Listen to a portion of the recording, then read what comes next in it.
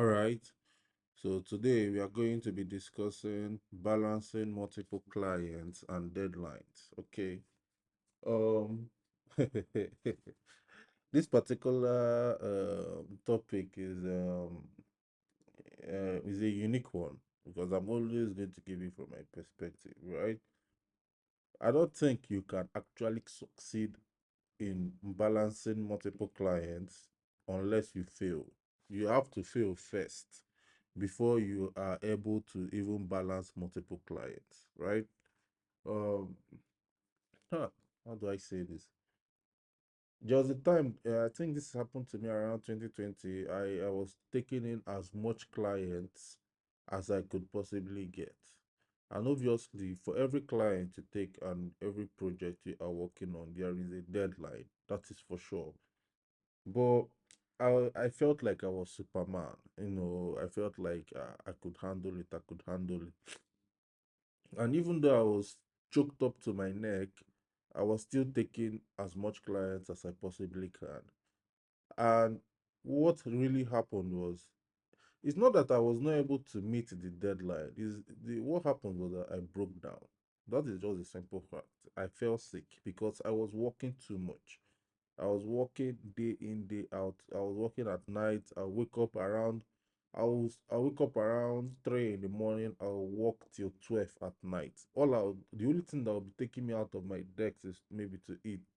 And once I eat, I'm back working and working, and all of a sudden, from nowhere, I felt very sick. It's malaria, obviously, but what triggered the malaria? Stress. As far as I'm concerned, it was stress because I was stressed out. I was working, giving client reviews, working. I had up to 10 clients at that time, at once.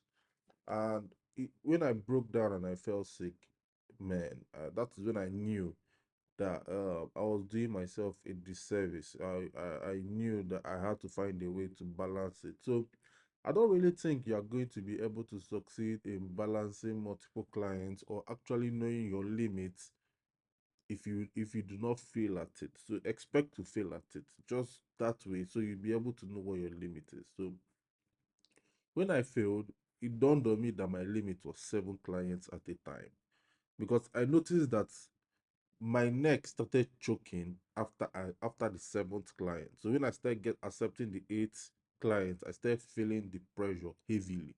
When I started accepting the ninth client, the pressure increased dramatically. Then the tenth client, that's when it just broke the chain. It broke me, right? So I discovered during that incident, or during that scenario, that 7 clients was the perfect number for me. And why was it the perfect number for me, right? It was the perfect number because there are 7 days in a week. And I was able to handle one client's project one day a week, one day a week, one day a week. So when the eighth project came, I could not fix it on any day. And mind you, back then I was working Saturdays and Sundays. I worked throughout the week. There were no breaks. I kept on working back to back. In fact, I had no other life at that point. That was the only life I had. My, uh, I think I was just inside my room. It was really bad, and I'm happy I went through it though, because it helped me speed up my how do I explain? It sped up the time I would have spent months down the line without learning as many things as I could. I learned quickly, because when that thing happened, that was when it dawned on me that when it comes to freelancing, it is a lifestyle. It's not something that I'm going to rush in, rush out from. That is one. Two, it dawned on me that I have to now discover another way of generating money passively. Because when I fell sick, for for a fact, I could not touch my laptop. That's a fact. For the second fact, I could not earn any money. So that's when it dawned on me that I'm in a very, very serious trouble. Like, I'm in a very, very weird situation, because clients kept calling me. I'll tell them I'm sick. They will be like, "Hey, yeah," but their main interest is their project. They don't really care about you being sick, to be very honest with you. And how do I know that? Because if The way I structured my business is this: you pay me per week. Once I've done the update, you pay me. And none of them paid me.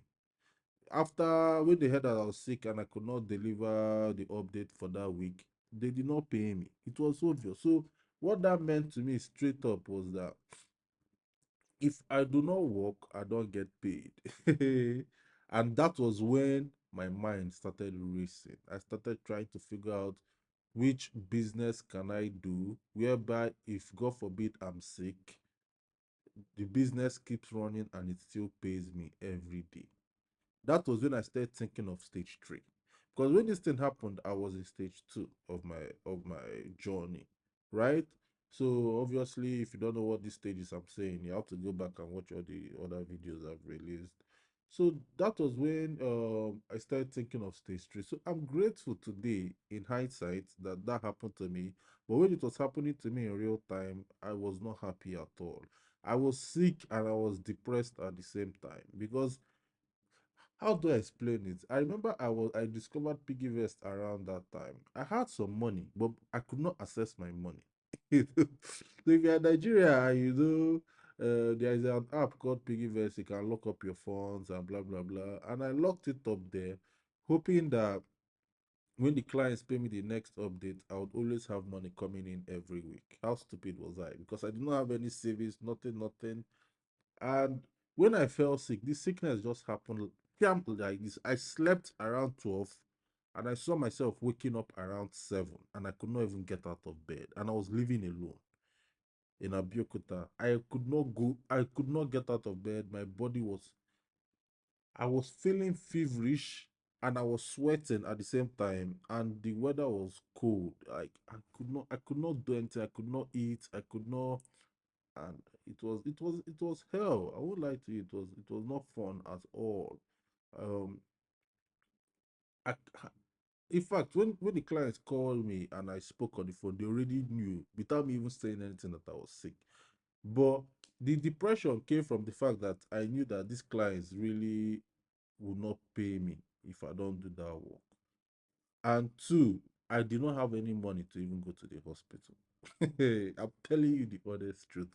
I had to borrow money. I had money, but the money was locked on my Piggyvest account. So I did not have any cash. Zero.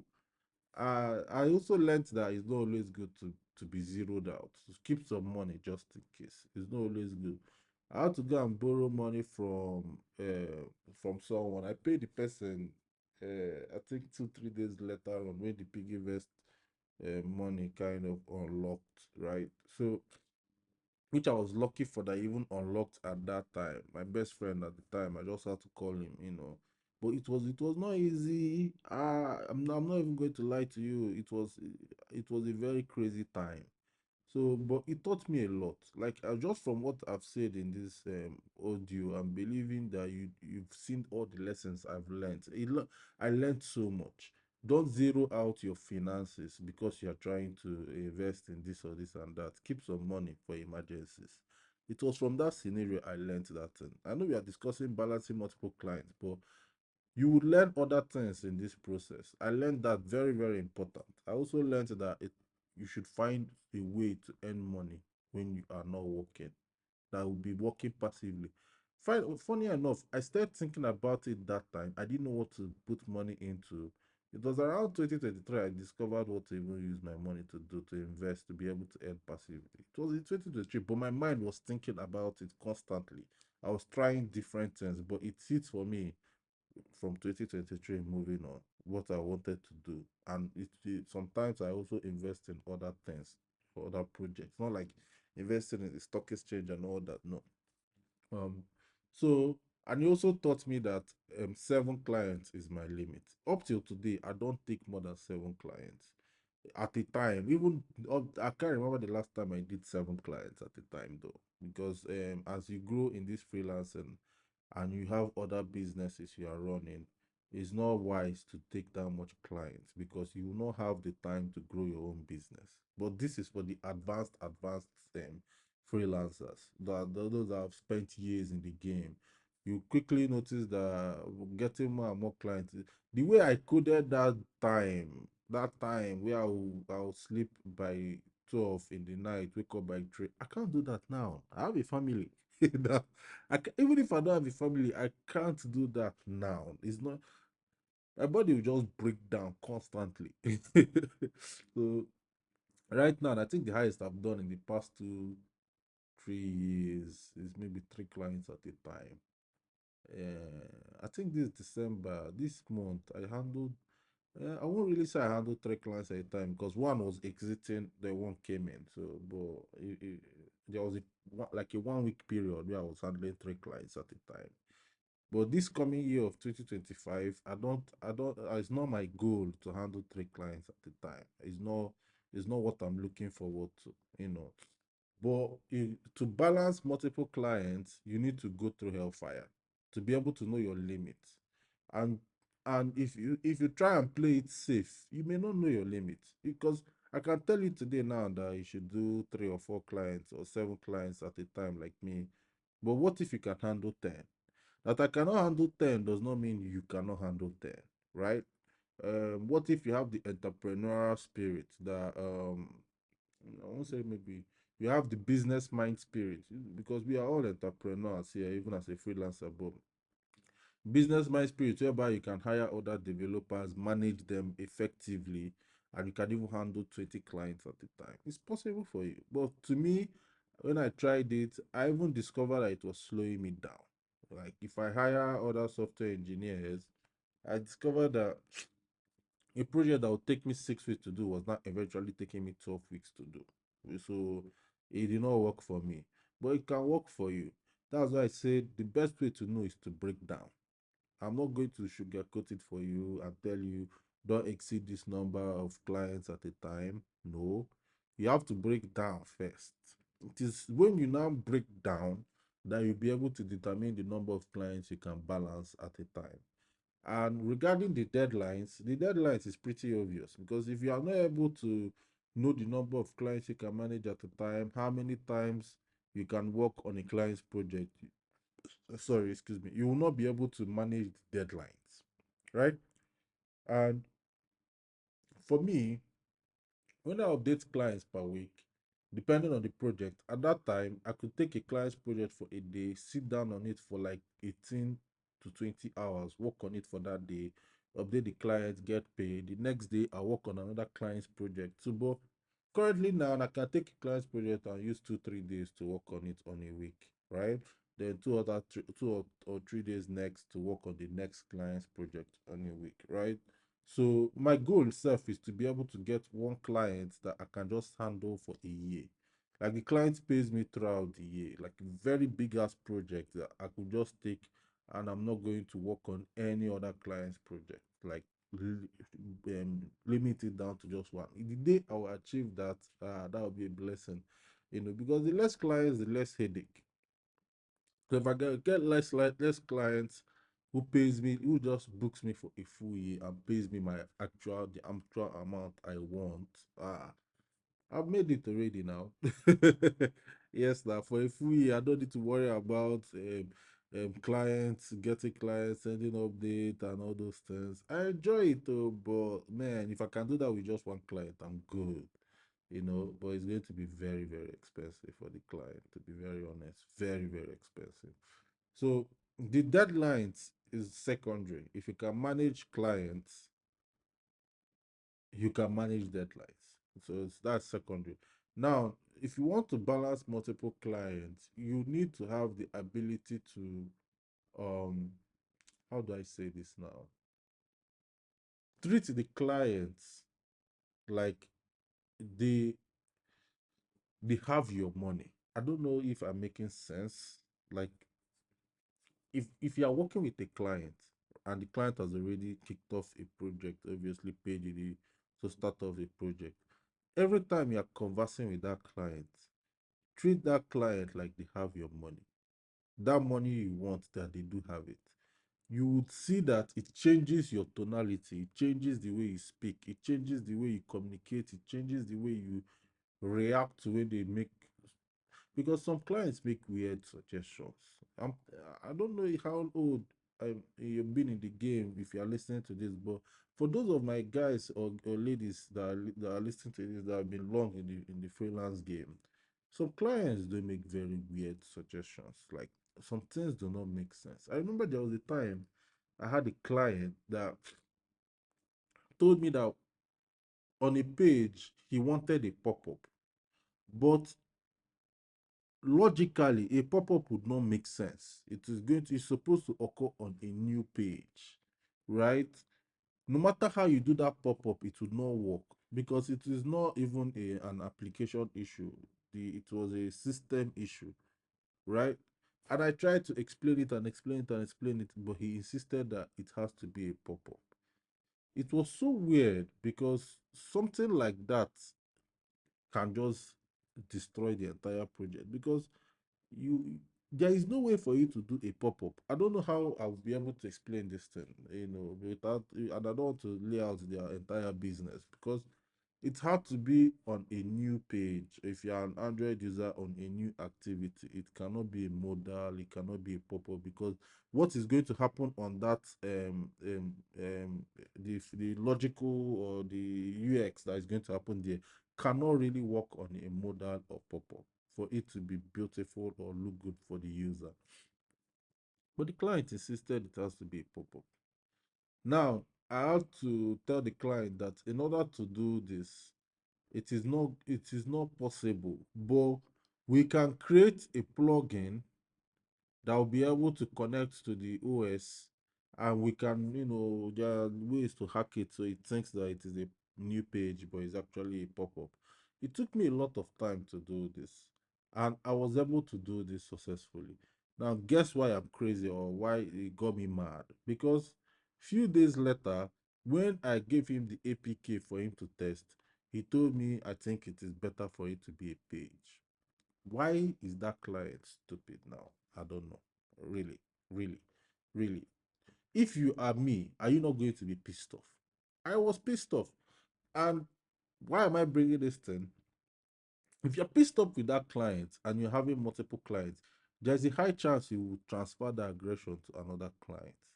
So you always need to treat a client like their own separate entity. It has happened to me. Oh, I'm not saying this thing out of I did not read this thing in a book. In fact, everything I'm telling you in this audio series are all personal experiences. That's why I even created this thing in the first place because I need to have a way to document my journey. I feel like I'm entering into a stage whereby I may not be freelancing as much, and I have so much experiences, and I want to put it out there because I don't know who is going to need it.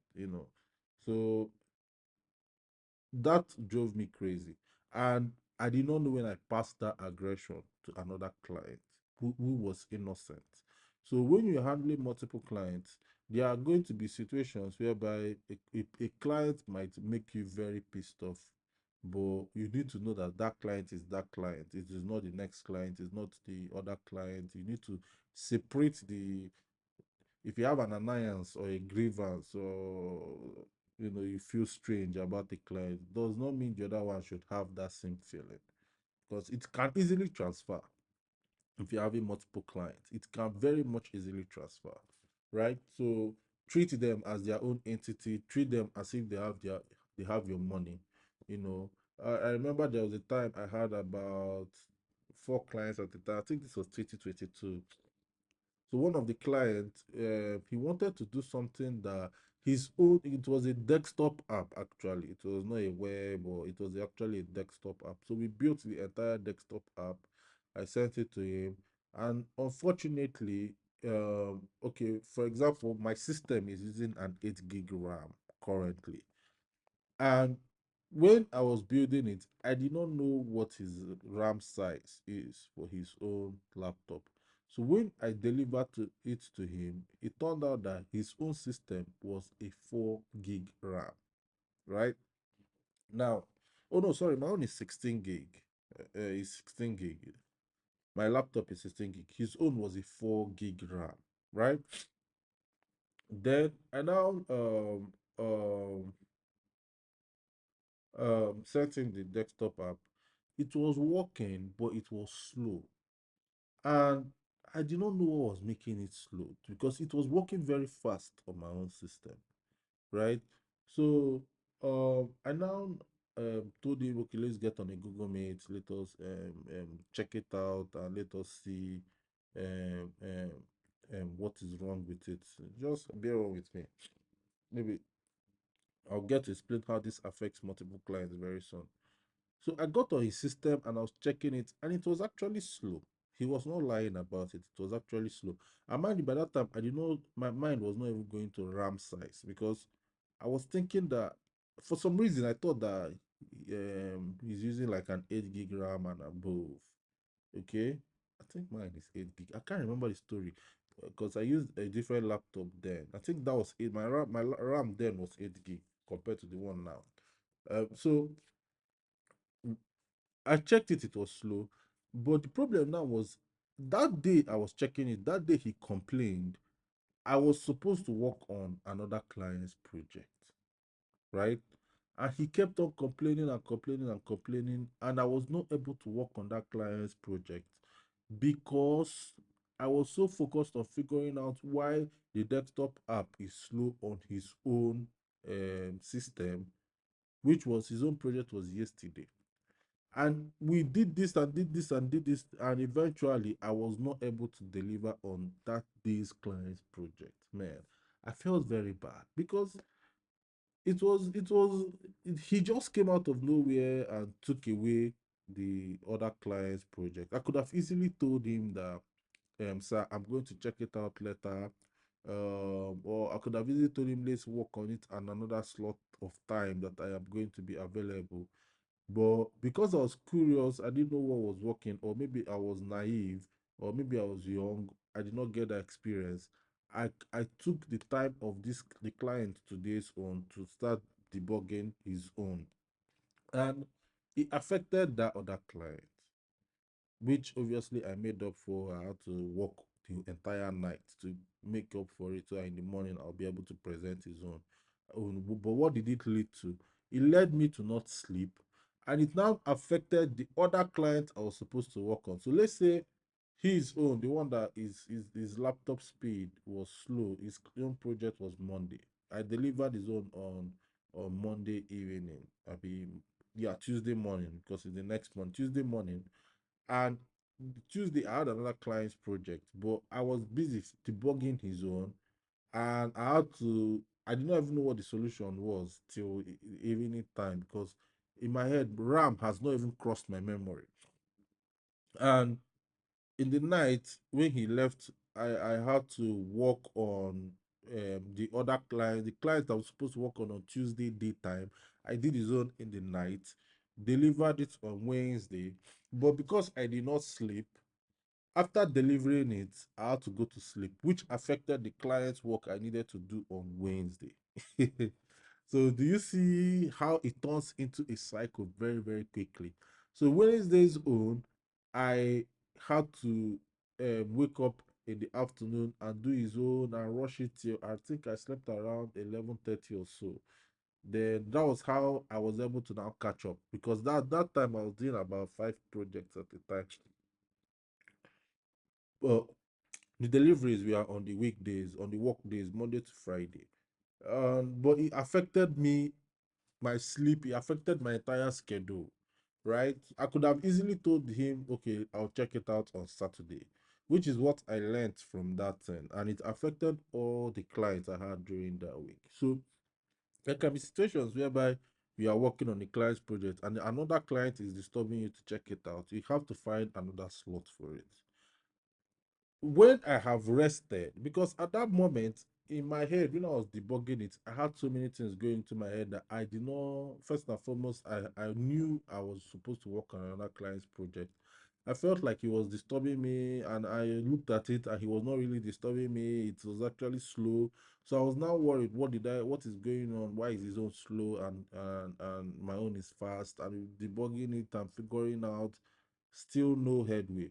But when I had rested on Friday, I finished everybody's on Friday night. I took a very, very good tea with bread, which is my favorite food, by the way. Um, I slept very well. In the morning, I woke up because I told him, let's look at it on Saturday morning. Because I know throughout Saturday and Sunday, I did not have any project to work on. And when I looked at it, my brain was very clear. There was nothing wrong with that. I was not thinking of anything. And just from the Google Meet already, I told him, let's see his RAM. And I saw his RAM and it was 4 gigabyte RAM. And I started laughing because it could not work on a 4 gigabyte RAM. And he knew it could not work on a 4 gigabyte RAM, which was one of the reasons why I did not ask him. Because when we are discussing the project scope, I told him that this is going to consume a lot of RAM, that's random access memory. He told me no problem, that he has enough. But because he's not techie, he does not even know the RAM of his laptop. He knew that his laptop was modern. It was a modern PC, but he does not know what RAM it is. So immediately we now saw it, it was 4 gigabyte RAM, and that was when we now knew that okay, this was why it was slow. So his wife was using a 16 gigabyte RAM at the time. I think I was using an 8 gigabyte RAM at that time because his wife's own was even stronger than my own. So we installed the desktop app on the wife's own just to test it out, right? And it was very fast. Just like that, that problem was solved. He had to go and get another system. Do you get? So taking your if you are trying to do multiple clients things at the same time, it could also clash in your brain. It can mess up your brain. Like it might make you not to think properly. Because why is it that throughout that Tuesday that I was debugging it, RAM did not occur to me. It did not occur to me because there are so many other things swelling in my head. I will not sleep tonight. What am I going to eat? I'm just here. My schedule is messed up. But that Saturday, it was clear. Everything was clear. My decks was clear. I had the freedom. I had a very good night's sleep, right? And without even, I won't say stay here and say I thought about it. It just occurred to me, what of RAM? And when we checked it, we saw it was 4 gig. It was like, okay, that was the problem, So that is all I have to say. Yeah, I know I did not speak much about deadlines, but I feel like if you're able to manage multiple clients, deadline is not going to be a problem. All right. Thank you and bye bye.